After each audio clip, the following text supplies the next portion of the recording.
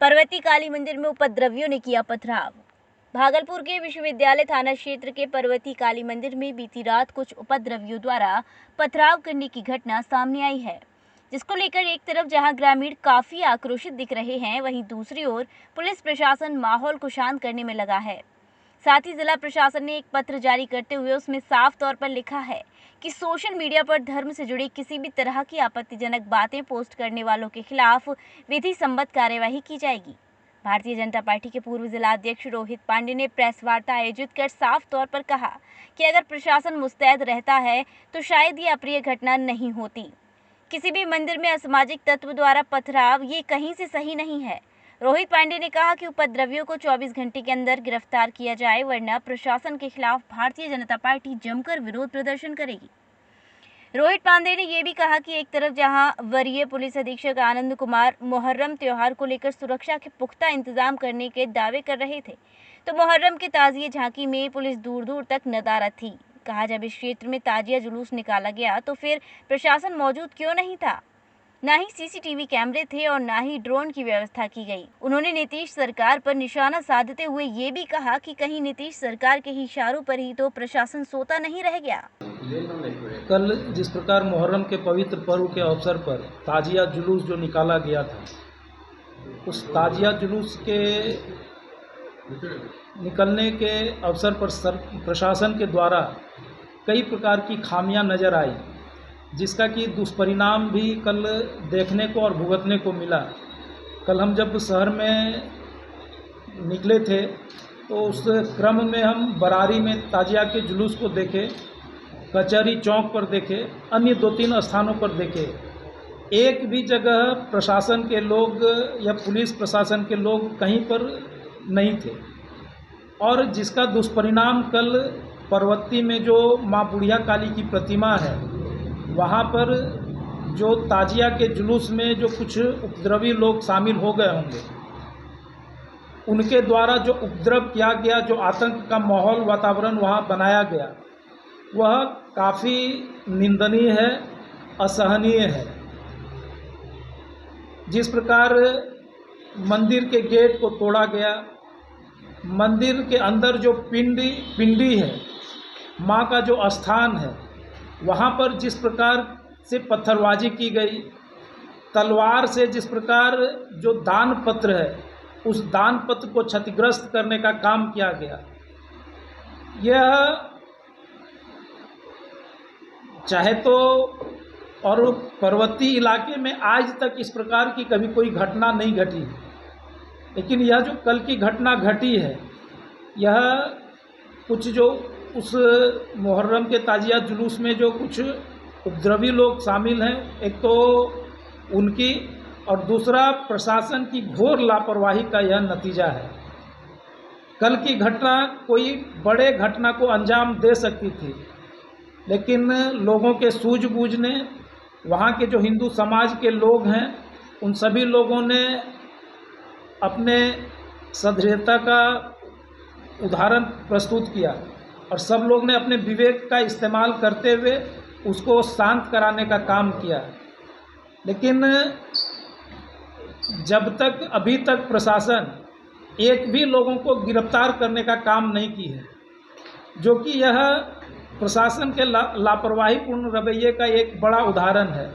अभी तक में एक भी जगह न धड़ पकड़ न छापेमारी की गई है। दूसरा, वह जो मार्ग है, उस मार्ग में लोग कैसे ले गए? अगर अनुमति थी तो प्रशासन को उस मार्ग में अनुमति देने की क्या आवश्यकता पड़ी, यह भी एक विचारणीय बिंदु है। क्योंकि वह मार्ग न तो वह जुलूस के रास्ते में कोई पड़ता है कि भाई उधर से गुजरने का उनका कोई मोहल्ला हो या कोई जाने की आवश्यकता हो, तो फिर अनावश्यक उस रूट में अगर वह जुलूस ले गया है, तो अगर परमिशन से ले गए हैं तो यह भी जांच का विषय है, और बिना अनुमति के अगर उस क्षेत्र में लोग गए हैं तो यह भी प्रशासन की नाकामी को उजागर करने का काम करता है। तो इस नाते हम तो यह मांग करते हैं कि 24 घंटे के अंदर वहाँ पर जो लोग भी इन घटना में लिप्त हैं, उनको प्रशासन गिरफ्तार करने का काम करे। दूसरी बात कि प्रशासन इन प्रकार की जो भी घटनाएं हैं, उसको धार्मिक नज़रिए से देखने का काम करती है, जिसके कारण निरंतर ये घटना घटित होते रहती है। पहले तो इस घटना को धार्मिक नज़रियों से देखना प्रशासन बंद करे, सरकार और प्रशासन दोनों, क्योंकि वह चाहे कोई हिंदू का त्यौहार हो या फिर कोई मुस्लिम का त्यौहार हो, उसमें जो भी घटना घटती है और जिनके द्वारा वो घटित होती है वह न हिंदू होते हैं और न मुसलमान होते हैं, वह सिर्फ और सिर्फ अपराधी होते हैं और असामाजिक होते हैं। तो ऐसे लोगों पर कड़ी से कड़ी कार्रवाई की जानी चाहिए, न कि इनको हिंदू और मुसलमान के चश्मे से देखकर, और इसको जो एक तुष्टीकरण की राजनीति कहते हैं, इसकी तुष्टीकरण की राजनीति करने का काम प्रशासन और सरकार बंद करे। मित्रों, हम एक तो बिहार हो या इस देश के अंदर कहीं भी भाजपा शासित राज्य जहाँ जहाँ रही हैं वहाँ इस प्रकार की घटना नगण्य या नहीं के बराबर देखने को मिलती है। लेकिन जब जब ऐसे लोगों के हाथ में सरकार जाती है, भाजपा को लोग सांप्रदायिक कहते हैं, लेकिन भाजपा के शासनकाल में सबसे कम सांप्रदायिक दंगे हुए हैं या कोई इस प्रकार के समाज में तनावपूर्ण वातावरण उत्पन्न हो, या सबसे कम घटनाएं घटित हुई हैं। अगर खुदा न खास्ते कभी घटित कहीं हुई भी हैं तो सरकार ने तत्परता से उस पर कार्रवाई करके उसको गिरफ्तार करने का या फिर उसको चिन्हित करने का काम किया है। लेकिन आज क्या कारण है कि जब जब राष्ट्रीय जनता दल के नेतृत्व वाली सरकार होती है या जदयू जब जब भारतीय जनता पार्टी को छोड़कर कहीं अन्य जाती है तो इस प्रकार की घटनाएं बढ़ती हैं।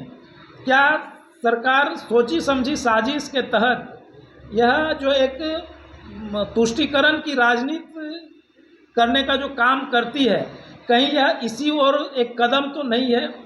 और यह हम सभी लोगों को इसको जानना होगा और चिन्हित करना होगा। और हम सभी लोग भागलपुर के लोग शांति और अमन पसंद लोग हैं। यहाँ इस प्रकार के घटनाओं को कभी लोगों ने प्रश्रय देने का काम नहीं किया है। एक दुर्भाग्य है कि वह जो दंगा है वह एक कलंक भी है और दुर्भाग्य भी है। लेकिन अगर उसको छोड़ दें तो छोटी मोटी घटनाएं अगर छोड़ दें तो कोई भी इस प्रकार की घटनाएं न भागलपुर के किसी भी धार्मिक लोगों ने इसको प्रश्रय देने का काम नहीं किया है। तो हम सभी लोग एक तो यह जो धार्मिक जितने भी धार्मिक जुलूस निकलते हैं उन त्योहारों पर प्रशासन सही तरीके से पुलिसिंग की व्यवस्था करे, उसकी जितने भी सेंसिटिव क्षेत्र हैं वहाँ पर सुरक्षा के पुख्ता इंतजाम हो। और जो इस बार लापरवाही देखने को मिली है कि पूरे शहर में उस जुलूस के दौरान एक भी पुलिस के पदाधिकारी नहीं थे, आगे इस प्रकार की घटना की पुनरावृत्ति न हो और 24 घंटे के अंदर जो दोषी हैं उनको चिन्हित कर उनकी गिरफ्तारी भागलपुर प्रशासन करे, यह डिमांड है। और अगर यह नहीं होता है, 24 घंटे के अंदर ये गिरफ्तारी नहीं होती है, तो जो भी लोकतांत्रिक तरीके से जो भी विरोध में प्रशासन के विरोध में या उनकी गिरफ्तारी को लेकर लोकतंत्र के दायरे में जो भी आंदोलन चलाना होगा वह हम लोग चलाएंगे। गोपी कृष्ण हॉस्पिटल चिकित्सा के क्षेत्र में मथुरा का अग्रणी हॉस्पिटल एवं पहला टेस्ट ट्यूब बेबी सेंटर है। IVF में 70% सफलता, स्त्री रोग विभाग में high risk delivery, caesarean operation, hysterectomy आदि बेहद अनुभवी एवं क्वालिफाइड लेडी डॉक्टरों द्वारा किए जाते हैं। हड्डी रोग विभाग की एडवांस यूनिट जहां पर जोड़ प्रत्यारोपण यानी कि घुटना रिप्लेसमेंट, कूल्हा रिप्लेसमेंट, रीढ़ की हड्डी के ऑपरेशन एवं फ्रैक्चर होने पर प्लास्टर, सरिया या प्लेटिंग आदि की सर्जरी की जाती है। हर प्रकार की जनरल सर्जरी एवं दूरबीन विधि से हर प्रकार के लैप्रोस्कोपिक ऑपरेशन, बच्चों के हर प्रकार के रोगों का इलाज हॉस्पिटल NABH से मान्यता प्राप्त है। मॉड्यूलर OT एवं हाईटेक मशीनों से फिजियोथेरेपी, एम्स दिल्ली एवं CMC बेल्योर द्वारा certified pathology. Gopi Krishna hospital में Ayushman card, ESI card, BSNL के कार्ड, रेलवे के कर्मचारियों के कैशलेस इलाज की सुविधा, लगभग सभी इंश्योरेंस कंपनियां एवं TPI कार्ड धारकों को कैशलेस इलाज की सुविधा।